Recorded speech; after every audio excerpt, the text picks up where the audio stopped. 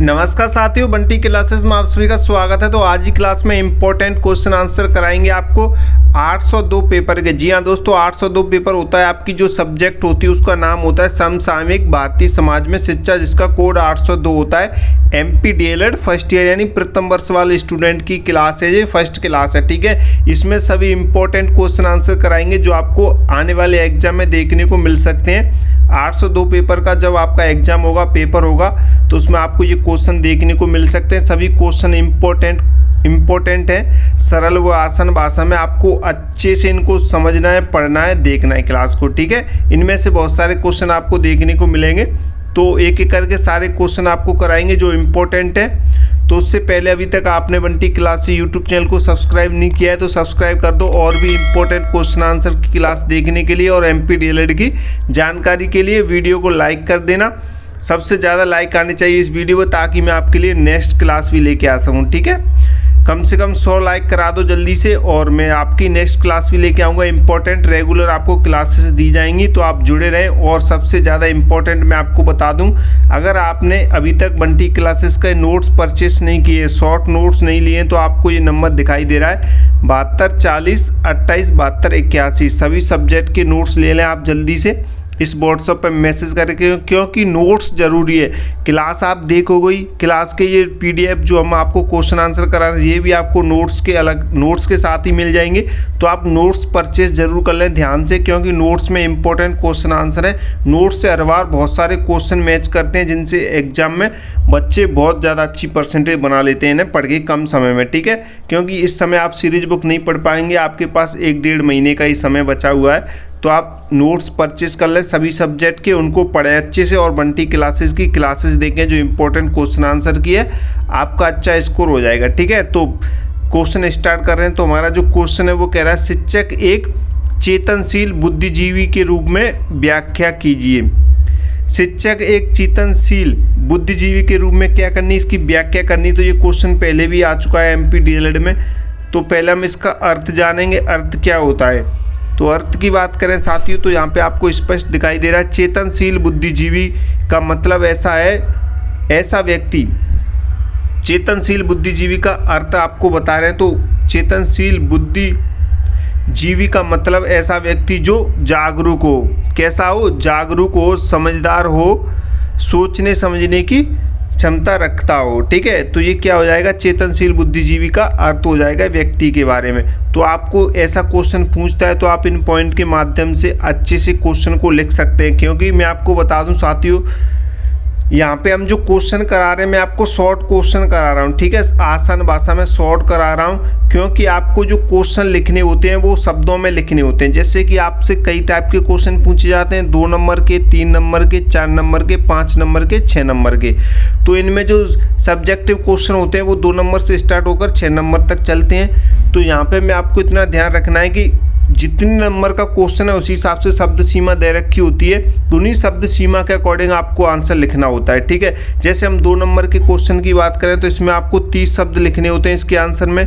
3 number के में 60 शब्द लिखने होते हैं, 40 के में 80 शब्द तो ऐसे लिखे होते हैं, 5 नंबर के में 150 शब्द लिखने होते हैं, 6 नंबर के में 180 शब्दों में आपको आंसर देना होता है। तो इन चीज़ों का आपको विशेष ध्यान रखना है, क्योंकि सारे इतने मतलब 180 शब्द यानी 6 नंबर का क्वेश्चन तो मैं आपको करा नहीं सकता हूँ। 80 नंबर शब्द तो लिख नहीं सकता हूँ, ऐसे तो मैं करा नहीं सकता हूँ। वो आपको इन्हीं पॉइंट के माध्यम से अपने अकॉर्डिंग लिखनी है, तभी आपको पूरा नंबर मिलेगा। बस आपको इतना ध्यान रखना है। ठीक है, आपको समझा रहा हूँ, आपको समझना है, बस इन नोट्स को पढ़ना है और क्लास को देखना है। और नोट्स आपने नहीं खरीदे उनको खरीद लो, उनको पढ़ लीजिए। ठीक है, उनसे बाहर एक भी क्वेश्चन नहीं जाएगा। अगर आप नोट्स पढ़ लेते हो, क्लास देख लेते हो, तो आपके सभी क्वेश्चन अच्छे जाएंगे पेपर में। ठीक है, तो यहाँ पे हम अर्थ और अच्छे से समझें तो शिक्षक केवल पढ़ाने वाला नहीं होता है, बल्कि वह एक ऐसा व्यक्ति होता है जो समाज, बच्चों और परिस्थितियों को समझकर सही निर्णय लेता है। ठीक है, तो आप ऐसे लिख सकते हैं। इनमें कुछ शब्द अपनी तरफ से जोड़ सकते हैं। तो आपको जैसे कि 2 नंबर का ये क्वेश्चन पूछा जाता है आपसे, 2 नंबर का पूछा जाता है, लगभग 30 शब्द लिखने हैं। 30 शब्द में आप ये आंसर देख सकते हैं। इसमें कुछ अपनी तरफ से भी जोड़े, तभी आपको अच्छा नंबर मिलेगा। एग्जामिनर भी खुश होगा कि बच्चे ने अपनी भाषा में ही इसका आंसर दिया है। ठीक है, अब नेक्स्ट देखते हैं, दूसरा पॉइंट कह रहा है शिक्षक की भूमिका एक चेतनशील बुद्धिजीवी के रूप में। शिक्षक की भूमिका बतानी है एक चेतनशील बुद्धिजीवी के रूप में बतानी है। तो कैसे होता है एक शिक्षक, कैसा होता है, जागरूक और समझदार होता है। तो इसमें ये एक पॉइंट के माध्यम से मैं आपको समझा रहा हूँ। इन पॉइंट में आप ऐसे लिख सकते हैं, जैसे जागरूक और समझदार में क्या लिखेंगे आप, शिक्षक समाज में हो रही घटनाओं, समस्याओं और बदलावों को समझाता है। ठीक है, तो आप ये लिख सकते हैं। इसमें और भी पॉइंट अपने अकॉर्डिंग जोड़ सकते हैं आप। उदाहरण के तौर पे आप समझ सकते हैं, शिक्षक बच्चों को पर्यावरण, समाज और देश के बारे में जागरूक करता है। ठीक है, तो आप इन उदाहरणों के माध्यम से सीख सकते हैं, अच्छे तरीके से आपको समझ आएगा। मैंने बहुत ही सरल आसान भाषा में इनके आंसर दिए हैं। मार्गदर्शक, शिक्षक कैसा होता है, मार्गदर्शक होता है। शिक्षक बच्चों को सही दिशा दिखाता है, सही रास्ते पे लाता है। उदाहरण के लिए करियर चुनने में बच्चों को सलाह देता है। ठीक है, अगर आप कोई गलत काम करते हैं तो उसे छुटवाता है शिक्षक, और आपको एक सही दिशा दिखाता है कि आप ये बुक पढ़े, आप ये लें, आपको 11th में कौन सी सब्जेक्ट लेनी चाहिए, 12th कैसे करनी। तो वो सारी चीज़ें एक शिक्षक क्या करता है, आपका मार्गदर्शक करता है, तब आप एक अच्छे मुकाम पर यानी अपना गोल अचीव कर पाते हैं। ठीक है, जैसे मैं आपको अभी रास्ता दिखा रहा हूँ कि आपको एग्जाम कैसे देना है, कैसे कैसे होना है, तो मैं आपका अभी मार्गदर्शन कर रहा हूँ ना, मार्गदर्शक हूँ मैं आपका। तो ऐसे ही होता है शिक्षक भी। ठीक है, मैं भी एक शिक्षक ही हूँ। तो आपको इन्हीं पॉइंट को ध्यान में रखते हुए, जैसे अब आप एग्जाम लिखेंगे ना, तो आप स्वयं को शिक्षक मानते हुए आंसर दें। जैसे शिक्षक का कोई क्वेश्चन आए तो आप क्या क्या कर सकते हैं, आपके अंदर कौन कौन से गुण होने चाहिए। ठीक है, उसी हिसाब से आप आंसर कर सकते हैं। तीसरा पॉइंट है विचारशील, एक शिक्षक की विचारशील। ठीक है, तो शिक्षक नई नई शिक्षण विधियां अपनाता है और खुद भी सीखता रहता है। ठीक है, ये शिक्षक की विचारशीलता है। शिक्षक नई नई शिक्षण विधियां अपनाता है और खुद भी सीखता रहता है, जैसे किताब के साथ साथ वीडियो गतिविधियों से पढ़ाना। ठीक है, किताब के साथ साथ वीडियो गतिविधियों, जैसे किताब पढ़ा रहा है कोई शिक्षक, आपको समझ नहीं आ रहा है तो उस टॉपिक के अकॉर्डिंग आपको वीडियो दिखा दी और आपको अच्छे से समझा दिया कि ऐसे प्रैक्टिकल करके। ठीक है, तो आप ये देख सकते हैं। प्रेरक, मोटिवेटर होता है एक शिक्षक। शिक्षक बच्चों को आगे बढ़ने के लिए क्या करता है, प्रेरित करता है। ठीक है, शिक्षक कैसा होता है, एक मोटिवेटर होता है, जो बच्चों को क्या करता है, प्रेरित करता है आगे बढ़ने के लिए, कमजोर छात्र को प्रोत्साहन करना। तो ये सारी चीज़ें आपको अच्छे से समझ लेनी है और अच्छे से आपको लिखनी है एग्जाम में। ठीक है, सामाजिक सुधारक, शिक्षक कैसा होता है, एक सामाजिक सुधारक होता है। शिक्षक समाज में सुधार लाने का काम करता है। उदाहरण के तौर पर देखें, अंधविश्वास, भेदभाव के खिलाफ बच्चों को शिक्षित करना। ठीक है, तो आप ये लिख सकते हैं। नेक्स्ट ठीक है, नैतिक मूल्यों का विकास। ये पॉइंट बता रहा हूँ मैं आपको ये लिखना है। जो मैं आपको जो क्वेश्चन करा रहा हूँ ना अभी, ये 6 नंबर के क्वेश्चन है। इनमें आपको 180 शब्द या 200 शब्द लिखने, लगभग 2 से 3 पेज, 2 से कम पेज तो आपको लिखने ही है, 2.5-3 पेज तो आपको लिखने ही लिखने, तब आपको 6 नंबर मिलेगा इसमें। ठीक है, 5 नंबर के क्वेश्चन में आपको 2 पेज लिखने हैं भाई एग्जाम कॉपी में। क्लियर, इतना ध्यान रखेंगे। ठीक है, तो इसमें शिक्षक बच्चों में क्या करते हैं, अच्छे संस्कार और नैतिकता लाते हैं। ठीक है, ईमानदारी, अनुशासन सिखाना। ठीक है, ये क्या करता है, नैतिक मूल्यों का विकास है शिक्षक के अंदर। ये सारी चीज़ें आपको सिखाता है शिक्षक। निष्कर्ष की बात करें साथियों, ये एक्स्ट्रा लिखने के लिए, आपको समझाने के लिए हम निष्कर्ष डाल देते हैं। इस प्रकार शिक्षक केवल ज्ञान देने वाला नहीं बल्कि समाज को दिशा देने वाला एक महत्वपूर्ण बुद्धिजीवी होता है। शिक्षक कैसा होता है, एक महत्वपूर्ण बुद्धिजीवी होता है। शिक्षा के साथ साथ समाज में रहने लायक भी आपको बनाता है। ठीक है, चलिए नेक्स्ट क्वेश्चन देखते हैं। नेक्स्ट क्वेश्चन कह रहा है सतत एवं व्यापक मूल्यांकन। सतत एवं व्यापक मूल्यांकन को इंग्लिश में कहते हैं CCE। क्या है, तो ये काफ़ी बार क्वेश्चन पूछा जाता है। CCC क्या है, इसकी फुल फॉर्म भी पूछी जाती है, तो आपको ध्यान रखना है। ठीक है, इसका महत्व बताना है। तो चलिए मैं आपको बताता हूँ CCC का अर्थ और इसका महत्व। तो CCC का अर्थ जाने साथियों, पहले CCC का फुल फॉर्म जान लीजिए, क्योंकि ये एग्जाम में पूछा जाता है। काफ़ी बार ऑब्जेक्टिव में भी पूछा गया है और काफ़ी बार रिक्त स्थानों में भी पूछा गया है। एक वाक्य में भी पूछ लेता है। CCC का पूरा नाम लिखिए। तो CCC का पूरा नाम होता है कंटिन्यूअस एंड कॉम्प्रेहेंसिव एवल्यूएशन। ठीक है, तो आपको ये ध्यान रखना है।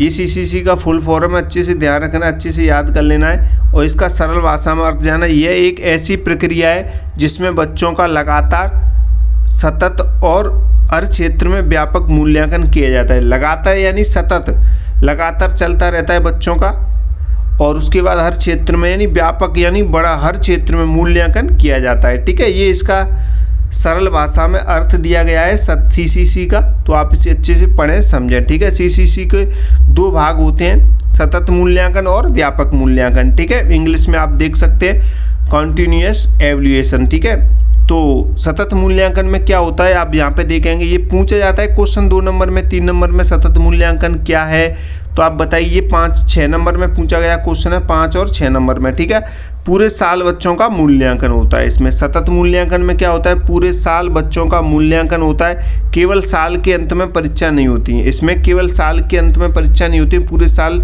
बच्चों का मूल्यांकन किया जाता है। ठीक है, उदाहरण के तौर पर देखें, क्लास टेस्ट, होमवर्क और मौखिक प्रश्न, यानी कि क्लास में जो टेस्ट होते हैं वो किस में आते हैं, सतत मूल्यांकन में आते हैं। होमवर्क जो टीचर आपको, जो शिक्षक आपको घर के लिए जो होमवर्क देता है वो किस में आता है, सतत मूल्यांकन में आता है। और मौखिक प्रश्न, जो आपसे प्रश्न पूछे जाते हैं मौखिक, यानी कि टीचर आपसे पूछ रहा है, आप मौखिक ही आंसर दे रहे हैं, जो क्वेश्चन आंसर किए जाते हैं क्लास में। जैसे शिक्षक ने बोला कि आप एक पाठ याद करके आना है कल, और उसको दूसरे दिन शिक्षक पूछ रहा है, तो वो भी किस में आएगा, सतत मूल्यांकन में आएगा। ठीक है, आपको इतना ध्यान रखना है, ऐसे ही आपको एग्जाम कॉपी में भी लिखना है अच्छे से। ठीक है, नेक्स्ट दूसरा जो देखें वो होता है व्यापक मूल्यांकन। इसमें क्या होता है, पढ़ाई के साथ साथ अन्य गतिविधियां भी शामिल होती हैं। ठीक है, व्यापक मूल्यांकन में पढ़ाई तो होती ही है, उसके साथ जो अन्य गतिविधियां हैं वो भी शामिल होती हैं, जैसे खेल, व्यवहार, कला, अनुशासन, ये सभी भी क्या आते हैं, ये किस में आते हैं, व्यापक मूल्यांकन में आते हैं, जो हर क्षेत्र में होता है। ठीक है,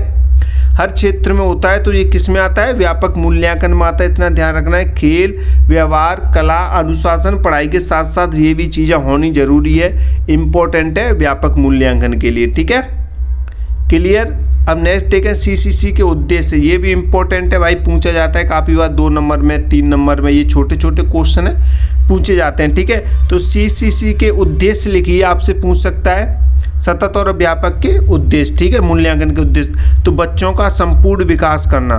CCC क्या करता है, बच्चों का संपूर्ण विकास करता है, पढ़ाई को आसान और रोचक बनाता है।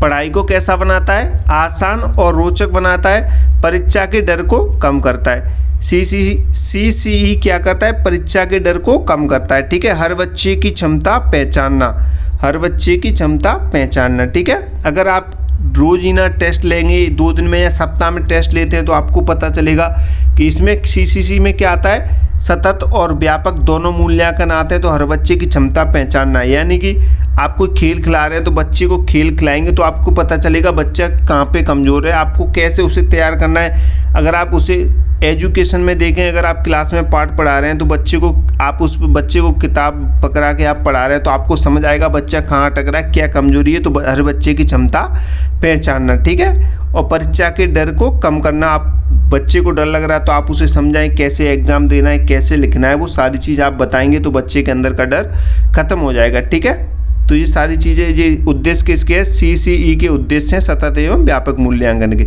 अब इसके महत्व की बात करें तो CCE का महत्व, इंपॉर्टेंस देखें तो साथियों, संपूर्ण विकास, पॉइंट के माध्यम से देखें, संपूर्ण विकास, बच्चे का मानसिक, शारीरिक और सामाजिक विकास होता है। किससे होता है, CCE का। ठीक है, CCE से क्या होता है, बच्चों का मानसिक, शारीरिक और सामाजिक विकास होता है। ठीक है, नेक्स्ट देखिए, परीक्षा का तनाव कम। CCE क्या करता है, परीक्षा का तनाव कम करता है, बार बार छोटे मूल्यांकन होने से डर खत्म होता है। ठीक है, अगर टेस्ट नहीं ले जाएंगे क्लास में तो आपको डर लगा रहेगा, टेस्ट से आपको पता चलेगा हम पे कितना आता है कितना नहीं आता है। ठीक है, तो ये क्या करता है, छोटे मूल्यांकन होते हैं वो बच्चे के अंदर के डर को खत्म करता है। ठीक है, सुधार का अवसर, CCC क्या करता है, सुधार का अवसर देता है, यानी कि बच्चे अपनी गलतियों को समय पर सुधार सकते हैं। अगर टेस्ट आपका लिया जाएगा, आपको बार बार टोका जाएगा, मूल्यांकन लिया जाएगा आपका, सतत एवं व्यापक मूल्यांकन किया जाएगा आपका, तो आपको पता चलेगा मेरे अंदर क्या गलतियां हैं और उनमें आप सुधार भी कर सकते हैं। ठीक है, तो CCE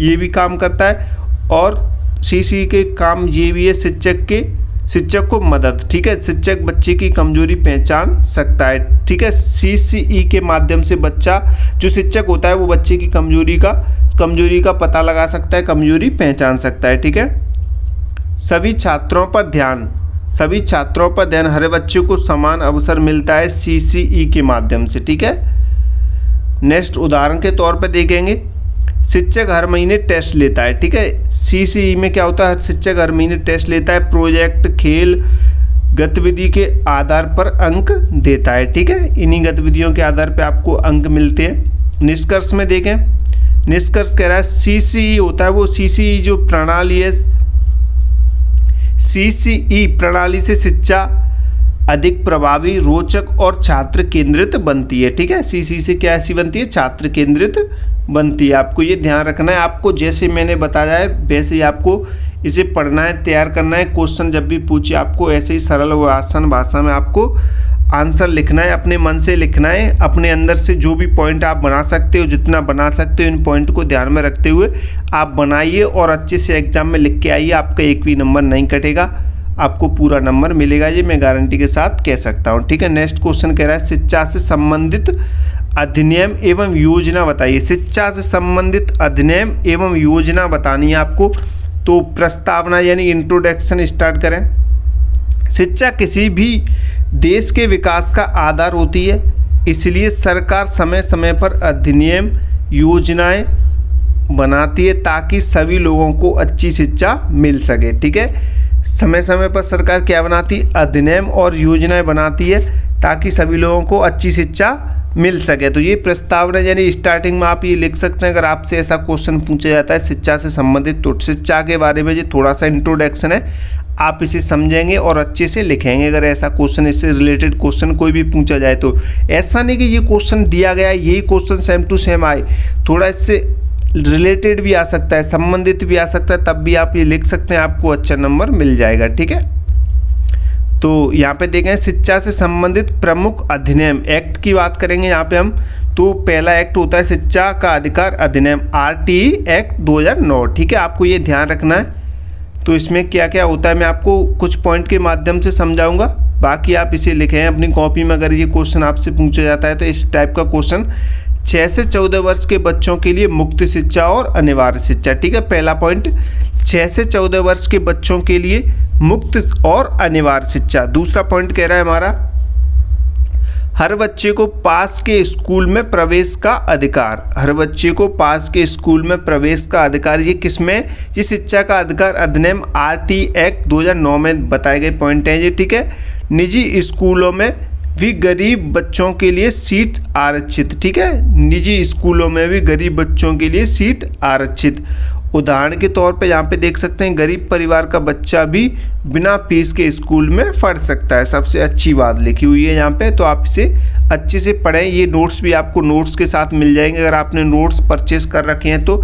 अगर आपने नोट्स परचेस नहीं किए हैं तो अभी भी कर लो, आपके पास टाइम है, डेढ़ महीने का तो है। 1-1.5 महीने में आप नोट्स पढ़ के अच्छी परसेंटेज बना सकते हैं। तो नंबर नोट कर ले एक बार, 72 40 28 72 81, ये हमारा व्हाट्सअप नंबर है। आप इस पे मैसेज करेंगे सर हमें नोट्स लेने हैं प्रथम वर्ष के, तो प्रथम वर्ष के मिल जाएंगे, द्वितीय वर्ष के तो द्वितीय वर्ष के मिल जाएंगे।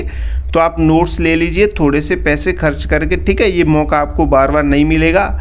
अभी एग्ज़ाम हो रहा है, फिर होगा अगली साल। अगर आप फेल हो गए तो आपकी एग्ज़ाम फीस वगैरह फिर से लगेगी, तो फिर से आना जाना रहेगा आपका। इसलिए एक ही बार में सारी परीक्षाएँ क्लियर कर लें, सारे पेपर, ताकि आपको बाद में पछताना ना पड़े। ठीक है, तो दूसरी जो है हमारी राष्ट्रीय शिक्षा नीति NEP 2020। ठीक है, राष्ट्रीय शिक्षा नीति, तो इसमें जो पॉइंट है वो कहते हैं शिक्षा को आधुनिक और व्यवहारिक बनाना। ठीक है, शिक्षा को आधुनिक और व्यवहारिक बनाना। नई संरचना इसमें क्या है, 5+3+3+4 प्रणाली। ठीक है, ये लागू की गई है, इसका ध्यान रखेंगे। नई संरचना ये स्किल आधारित शिक्षा पर जोर। ठीक है, स्किल यानी कौशल आधारित शिक्षा पर जोर, तो आपको इनका ध्यान रखना है। ठीक है, ये पॉइंट आपको बताए जा रहे हैं। जैसे बच्चों को केवल किताब ही नहीं बल्कि हुनर भी सिखाया जाता है।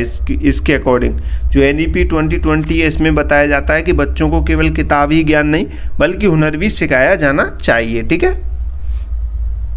तीसरे की बात करें साथियों, बाल श्रम निषेध अधिनियम। ठीक है, तीसरा एक्ट है ये बाल श्रम निषेध अधिनियम। बच्चों से मजदूरी करवाना अपराध है। ठीक है, इसका पॉइंट यही है, सबसे इम्पोर्टेंट है। बच्चों से मजदूरी करवाना अपराध है, नहीं करवानी चाहिए। बच्चों को शिक्षा की ओर बढ़ावा देना चाहिए। ठीक है, ये इस टाइप के पॉइंट आप इसमें लिख सकते हैं। और उदाहरण के तौर पर किसी दुकान पर छोटे बच्चे से काम कराना क्या है, गलत है। ठीक है, मैं आपको पॉइंट के माध्यम से समझा रहा हूँ, डिटेल में नहीं समझा रहा हूँ। डिटेल में समझाऊंगा तो लॉन्ग वीडियो बनेगी और आप पढ़ भी नहीं पाएंगे। तो ये शॉर्ट में इन पॉइंट के माध्यम से आपको क्या करना है, एग्जाम कॉपी में लिखने हैं इनके आंसर, ठीक है। क्वेश्चन पूछे जाए, कैसे भी रिलेटेड क्वेश्चन पूछे जा सकते हैं आपसे। शिक्षा से संबंधित प्रमुख योजनाएं, शिक्षा से संबंधित प्रमुख योजनाएं आपको बतानी है। तो सर्व शिक्षा अभियान, ठीक है, SSA सर्व शिक्षा अभियान पहला देखेंगे। तो इसमें पॉइंट के माध्यम से मैं आपको बताऊंगा। सर्व शिक्षा अभियान में क्या है, सभी बच्चों को प्राथमिक शिक्षा देना, ठीक है, सभी बच्चों को प्राथमिक शिक्षा देना, स्कूलों की संख्या बढ़ाना, शिक्षा की गुणवत्ता सुधारना, ठीक है, शिक्षा की गुणवत्ता सुधारना। जैसे उदाहरण के तौर पर देखेंगे, गांव-गांव में नए स्कूल खोलना, ठीक है, गांव-गांव में नए स्कूल खोलना। दूसरा देखेंगे, दूसरा पॉइंट कह रहा है मध्याह्न भोजन योजना, ठीक है, यानी दोपहर का खाना, मिड डे मील। ये क्वेश्चन काफ़ी बार पूछा जाता है, तो इसके पॉइंट भी ध्यान रखें। ये 1 नंबर या 2 नंबर में भी पूछा जाता है मिड डे मील के बारे में। मध्याह्न भोजन योजना, बच्चों को स्कूल में मुफ्त भोजन देना। जो दोपहर में हम बोलते थे आधी छुट्टी हो गई, इसमें भोजन मिलता था गवर्नमेंट स्कूल में, तो उसी के बारे में ये, ठीक है, मिड डे मील उसे ही बोलते हैं। स्कूल में उपस्थिति बढ़ाना, ठीक है, उपस्थिति कैसे बढ़ेगी, जब आप स्कूल में दोपहर में खाना बांटेंगे फ्री में, तो बच्चे आएंगे तो उपस्थिति बढ़ेगी, खाने का लालच मिलेगा बच्चों को। क्योंकि स्टार्टिंग में पढ़ाई तो कोई करता नहीं, बच्चा पढ़ने का कोई मतलब ही नहीं रहता है, उनको पता ही नहीं रहता है क्या होता है। तो वो खाने के लालच में डेली स्कूल आते तो उन्हें पता चलता है कि क्या क्या होता है स्कूल में। वो फिर धीरे धीरे पढ़ाई में इंटरेस्ट लेना स्टार्ट कर देते हैं, ठीक है। उदाहरण के तौर पे यहाँ पे देखें, गरीब बच्चे भोजन के लिए भी स्कूल आते हैं और पढ़ाई करते हैं, ठीक है। मैं बोल रहा हूँ कि थोड़ा स्टार्टिंग में थोड़ा सा लालच मिलेगा बच्चों को कि फ्री में खाना मिलता है। गरीब बच्चे हैं, घर पे वो भरपेट खाना नहीं खा पाते, तो स्कूल आते हैं। फिर स्कूल आते हैं तो उन्हें पता चलता है कि पढ़ाई क्या होती है, तो वो धीरे धीरे पढ़ना स्टार्ट कर देते हैं, ठीक है। नेक्स्ट देखें, राष्ट्रीय साक्षरता मिशन, राष्ट्रीय साक्षरता मिशन, इसमें क्या होता है, वयस्क यानी बड़े लोगों का पढ़ाना, ठीक है, और निरक्षरता दूर करना। उदाहरण के तौर पे आप यहाँ पे देखें, गांव में रात की कक्षाओं में बड़ों को पढ़ाना, ठीक है। तो आप ये पॉइंट ध्यान रख सकते हैं, आराम से इन्हें कर सकते हैं। और नेक्स्ट देखते हैं, बेटी बचाओ बेटी पढ़ाओ, ये भी इम्पोर्टेंट है। बेटी बचाओ बेटी पढ़ाओ, लड़कियों की शिक्षा को बढ़ावा देना, लिंग भेदभाव कम करना, ठीक है, लड़कियों को भी स्कूल भेजना चाहिए, बढ़ावा देना चाहिए। आज के ज़माने में शिक्षा बहुत इम्पोर्टेंट है, लड़कियों को स्कूल भेजने के लिए जागरूक करना, ठीक है। उदाहरण के तौर पर आप ये लिख सकते हैं। ऐसे ही आप पॉइंट बनाते चलें, आपको एग्जामिनर खुश होकर एग्जाम में नंबर मिलेगा, अच्छे नंबर मिलेंगे आपको, ठीक है। मैं आपको शॉर्ट में समझा रहा हूँ ताकि लॉन्ग वीडियो ना बने और आपको अच्छे समझ आ जाए, ठीक है।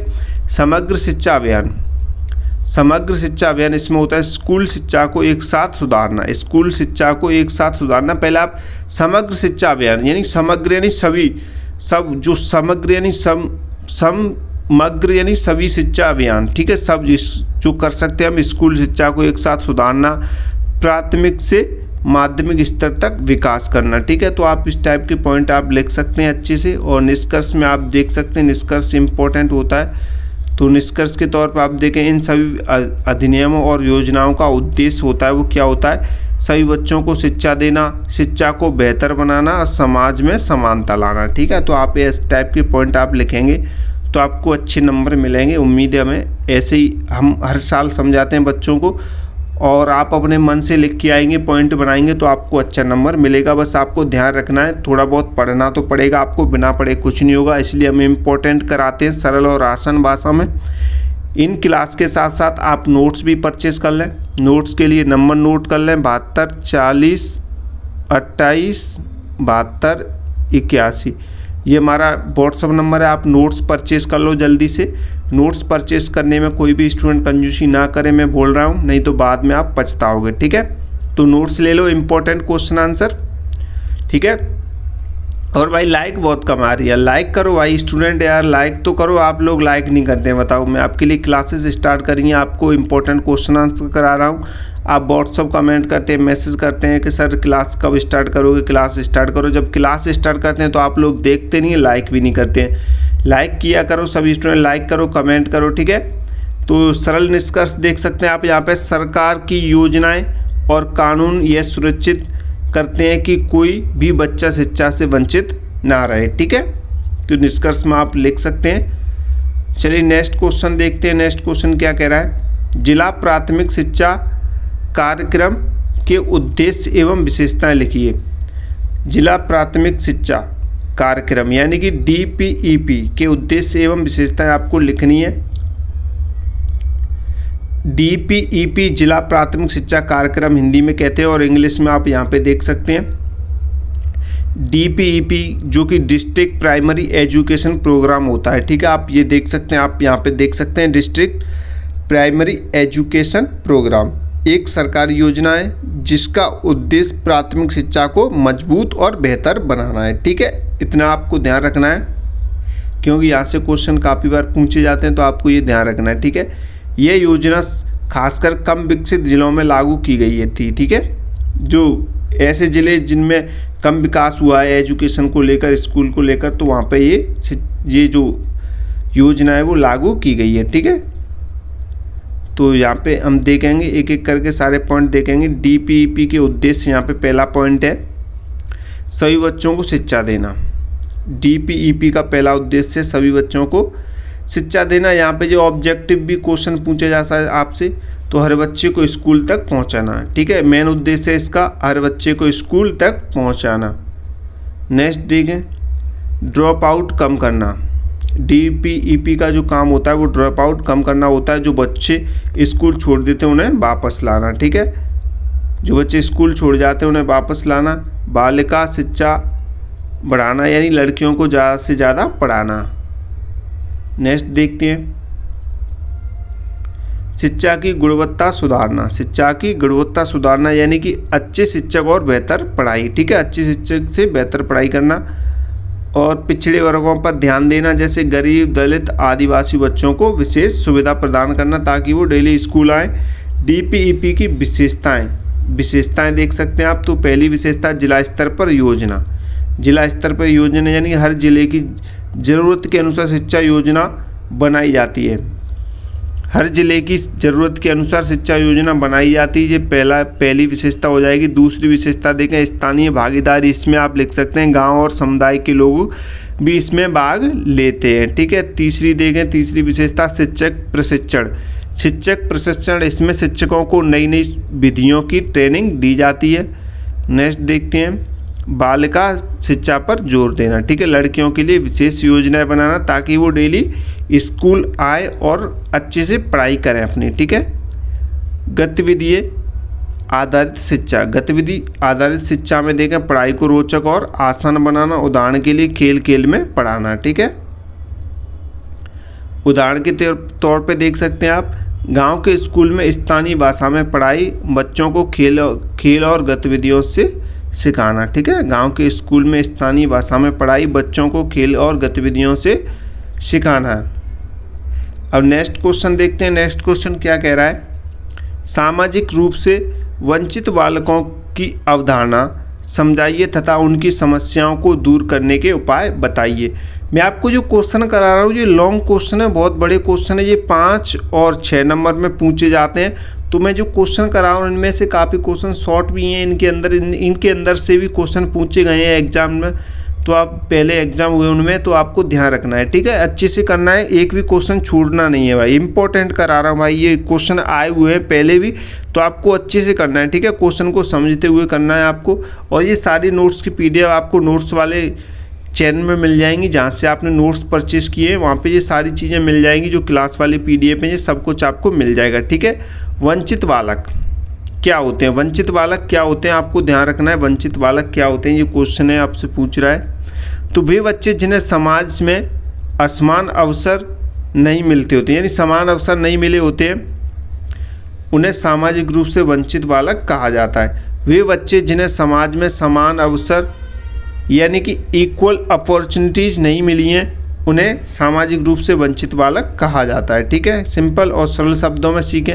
ऐसे बच्चे जो गरीब हैं, भेदभाव या अन्य कारणों से अच्छी शिक्षा, भोजन और सुविधाओं से वंचित रहते हैं, उन्हें क्या कहते हैं, उन्हें वंचित बालक कहते हैं। ठीक है, सामाजिक रूप से वंचित बालक कहते हैं। तो वंचित बालकों के उदाहरण यहाँ पे देखेंगे आप। वंचित बालकों के उदाहरण हैं ये गरीब परिवार के बच्चे, झुग्गी झोंपड़ी में रहने वाले बच्चे, अनाथ बच्चे, बाल मजदूर बच्चे और दलित आदिवासी बच्चे, ये सभी कैसे हैं, ये वंचित बालकों की श्रेणी में आते हैं। दिव्यांग बच्चे, लड़कियां, कई जगहों पर भेदभाव होता है, ठीक है, लड़कियों में भी कई जगहों पे भेदभाव होता है, तो आपको ये पॉइंट ध्यान रखने, इनको अच्छे से पढ़ना है।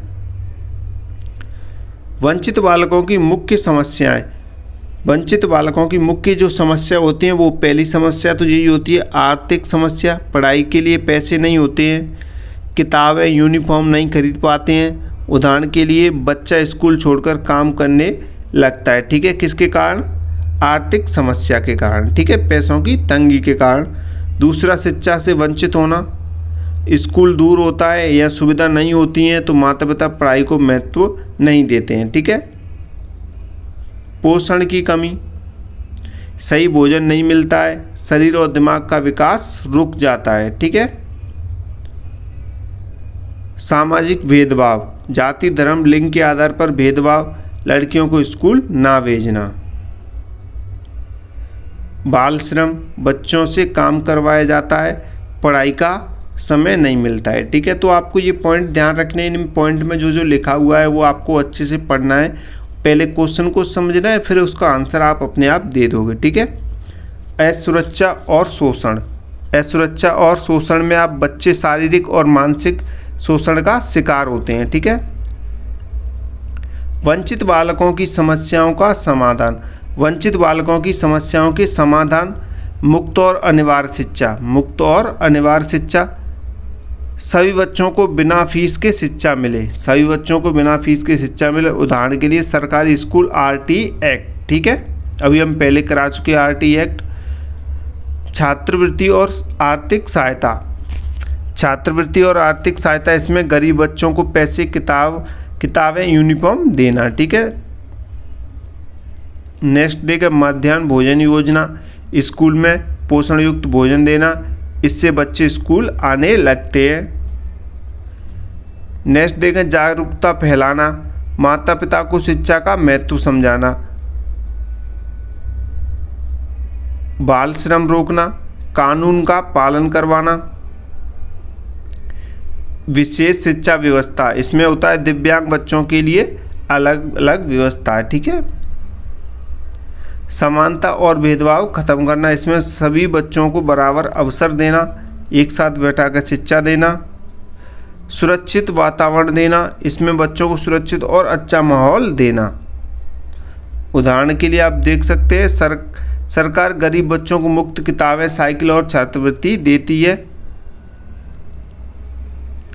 निष्कर्ष में आप देख सकते हैं, अच्छे से आपको समझ में आएगा वंचित बालकों की बारे में। तो आप देखें यहाँ पे वंचित बालकों को समाज की मुख्य धारा में लाना बहुत ज़रूरी है। इसके लिए शिक्षा, जागरूकता और सरकारी योजनाओं का सही उपयोग होना चाहिए। सरल निष्कर्ष देखें, जब हर बच्चे को समान अवसर मिलेगा तभी समाज का सही विकास होगा, ठीक है। तो ये यहाँ पे क्लियर ख़त्म होता है। तो वीडियो को लाइक कर दो भाई, अभी तक आपने लाइक नहीं किया है, लाइक करो जल्दी से, फटाफट। आप लोग लाइक नहीं करते हैं भाई, यार लाइक तो कर दिया करो कम से कम। तो नेक्स्ट क्वेश्चन कह रहा है किसी दो पर संक्षिप्त टिप्पणी लिखिए। तो यहाँ पे 3 पॉइंट दिए गए हैं आपको, 3 पॉइंट में से आपको 2 पॉइंट लिखने हैं, ठीक है। तो हम आपको बताएंगे कौन कौन से 2 पॉइंट हैं, तो उन पे आपको संक्षिप्त टिप्पणी लिखनी है। मैं आपको शॉर्ट में समझाऊंगा भाई, नोट्स नहीं लिए तो अभी तक आप नोट्स ले सकते हैं। 72 40 28 72 81 ये हमारा व्हाट्सअप नंबर है। तो आप नोट्स ले लो भाई, जिन्होंने नोट्स नहीं लिए, इंपॉर्टेंट क्वेश्चन आंसर शॉर्ट तरीके से जल्दी समय में, मतलब कम समय में जल्दी तैयारी के लिए आप पढ़ सकते हैं, ठीक है। नोट्स के साथ और भी बहुत कुछ मिल जाएगा आपको। तो 3 पॉइंट है, इनमें से पहला पॉइंट है राज्य शिक्षा संस्थान भोपाल। राज्य शिक्षा संस्थान भोपाल के बारे में आपको लिखना है। तो इसका जो अर्थ है वो पहले अर्थ जानेंगे, फिर इसके कार्य जानेंगे। तो अर्थ है इसका, ये एक राज्य स्तर की संस्था है जो शिक्षा के विकास के लिए काम करती है, ठीक है। कार्य की बात करें तो इसके कार्य में आप देखेंगे शिक्षकों को प्रशिक्षण देना, नई शिक्षा पद्धतियाँ विकसित करना और शिक्षा की गुणवत्ता सुधारना। उदाहरण के लिए नए शिक्षकों को पढ़ाने का तरीका सिखाना, ठीक है, आप ये लिख सकते हो उदाहरण में। और नेक्स्ट दूसरे में देखें, दूसरा है शिक्षा की प्रकृति। तो शिक्षा की प्रकृति के बारे में आपको बताना है, तो ये दूसरा है। तो इसमें मुख्य विशेषताएं यहाँ पे हम बताएंगे आपको शिक्षा की प्रकृति की। तो पहली है निरंतर प्रक्रिया, इसमें होता है शिक्षा जीवन भर चलती है, आप ये लिख सकते हैं। समाज से जुड़ी, यानी कि समाज के अनुसार बदलती है। व्यक्तिगत व्यक्तित्व विकास, व्यक्ति का सर्वांगीण विकास करती है शिक्षा। गतिशील, यानी कि डायनामिक, समय के साथ बदलती है, ठीक है। और उदाहरण के लिए पहले गुरुकुल, अब डिजिटल शिक्षा है। पहले गुरुकुल हुआ करते थे, बच्चे जंगलों में पढ़ते थे, अब डिजिटल बोर्ड पे पढ़ते हैं बच्चे। तो आप ये फ़र्क देख सकते हैं, ठीक है, उदाहरण में लिख सकते हैं। तो ये शिक्षा की विशेषता प्रकृति आप लिख सकते हैं, ठीक है। संक्षिप्त में आपको बताया गया है। ये तीसरा ये है सीमांतकरण। सीमांतकरण क्या होता है, तो ये आप यहाँ पे देखेंगे। इसका अर्थ जब किसी व्यक्ति या समूह को समाज में पीछे या अलग कर दिया जाता है। जब किसी व्यक्ति या समूह को समाज में पीछे या अलग कर दिया जाता है, उसे सीमांतकरण कहते हैं, ठीक है। उसे क्या कहते हैं, सीमांतकरण कहते हैं। आप इसे अच्छे से पढ़ें। और इसके कारण की बात करें तो आप कारण देख सकते हैं, गरीब, जाति, लिंग भेदभाव और शिक्षा की कमी, ये इसके कारण है, मुख्य कारण। उदाहरण के तौर पर आप देखेंगे गरीब और दलित वर्ग, महिलाओं को अवसर कम मिलना, ठीक है, महिलाओं को अवसर कम मिलना। तो आप ये देख सकते हैं। नेक्स्ट क्वेश्चन देखते हैं। समाज को परिभाषित करते हुए इसकी प्रकृति, स्वरूप एवं विशेषताएं बताइए। तो इसकी जो विशेषताएं वो मैं आपको बताऊंगा। समाज की परिभाषा देखते हैं पहले, डेफिनेशन। तो समाज की परिभाषा, समाज उन लोगों का समूह है जो एक दूसरे के साथ रहते हैं, आपस में संबंध बनाते हैं, नियमों का पालन करते हैं और एक दूसरे पर निर्भर रहते हैं। ये समाज की परिभाषा है। बहुत ही सरल और आसान शब्दों में आप इसे पढ़ेंगे, ठीक है, अच्छे से। और सरल भाषा में मैं आपको समझाऊं, जहां लोग मिलजुल कर रहते हैं और आपस में जुड़े होते हैं, वही समाज है, ठीक है। उदाहरण के लिए परिवार, स्कूल, गांव, शहर, ये समाज के ही रूप होते हैं, ठीक है। क्लियर भाई? क्लास को लाइक करो यार, लाइक नहीं करते, लाइक बहुत कम आ रही है भाई, लाइक तो करो यार। आपके लिए इतनी मेहनत से इंपॉर्टेंट क्वेश्चन आंसर लेके आए, क्लास ले रहे हैं, आपकी लाइव क्लास चल रही है, आप लाइक नहीं कर रहे हो। लाइक करो भाई यार, लाइक करो, जल्दी से लाइक करो। अब हम बात करेंगे समाज की प्रकृति की, ठीक है। समाज की प्रकृति, समाज की प्रकृति से मतलब है किसी समाज की असली विशेषता क्या है, यानी कि नेचर क्या है समाज का, नेचर ऑफ सोसाइटी, ठीक है। तो समाज की प्रकृति के बारे में बात करेंगे। जो समाज की प्रकृति होती है वो कैसी होती है? सबसे पहले समाज अमूर्त होता है, ठीक है। कैसा होता है? अमूर्त होता है। जैसे समाज को हम देख या छू नहीं सकते। क्लियर, ध्यान रखिए, समाज को हम देख या छू नहीं सकते हैं, लेकिन इसके संबंधों को महसूस कर सकते हैं। इसके जो संबंध होते हैं वो दोस्ती, प्रेम, सम्मान होते हैं, ठीक है। ऐसे आप लिखिएगा, एग्जामिनर खुश होगा। सरल और आसान भाषा में आपको समझाया जा रहा है। दूसरा देखें, संबंधों का जाल, नेटवर्क ऑफ रिलेशंस। संबंधों का जाल समाज लोगों के बीच बने संबंधों से मिलकर बनता है, ठीक है।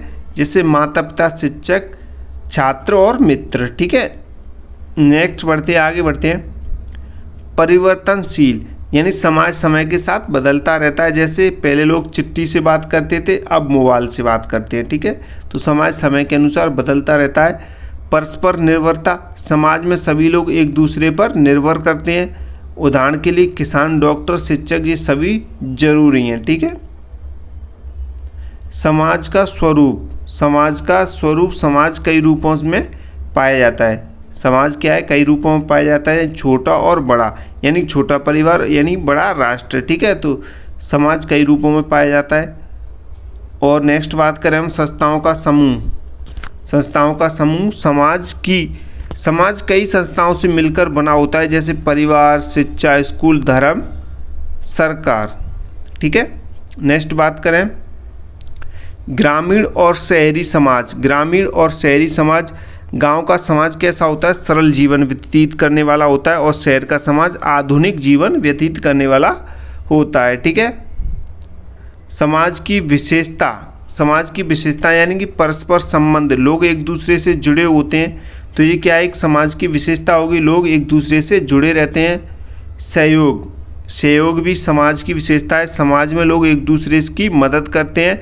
उदाहरण के लिए पड़ोसी एक दूसरे की सहायता करते हैं, जो आसपास में रहते हैं वो एक दूसरे की सहायता करते हैं। गांव में तो पूरा गांव ही एक दूसरे की सहायता करता है। आप गांव के स्टूडेंट हैं तो आपको पता होगा। संघर्ष, तीसरी विशेषता संघर्ष, कभी कभी विचारों का टकराव भी होता है, ठीक है। चुनाव में मतभेद।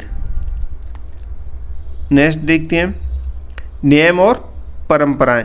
समाज को चलाने के लिए नियम जरूरी है, कानून और रीति रिवाज, ठीक है। समानता और असमानता, समाज में कुछ लोग समान होते हैं और कुछ अलग होते हैं, अमीर और गरीब, दोनों चीज़ें होती हैं। समानता भी होती है समाज में और असमानता भी होती है। गतिशील यानी डायनामिक नेचर, समाज हमेशा बदलता रहता है, ठीक है। निष्कर्ष से आप अच्छे से समझेंगे, निष्कर्ष आपको अच्छे से समझाएगा। समाज एक जीवंत और बदलता हुआ संगठन है जो लोगों के आपसी संबंधों पर आधारित होता है। यह व्यक्ति के जीवन को प्रभावित करता है और उसके विकास में क्या कहता है, महत्वपूर्ण भूमिका निभाता है, ठीक है। सरल निष्कर्ष की बात करें, समाज के बिना व्यक्ति का जीवन कैसा है, अधूरा है, ठीक है। समाज के बिना व्यक्ति का जीवन अधूरा है। नेक्स्ट क्वेश्चन की बात करें, सामाजिक स्तरीकरण क्या है, इसके प्रमुख आधार बताइए।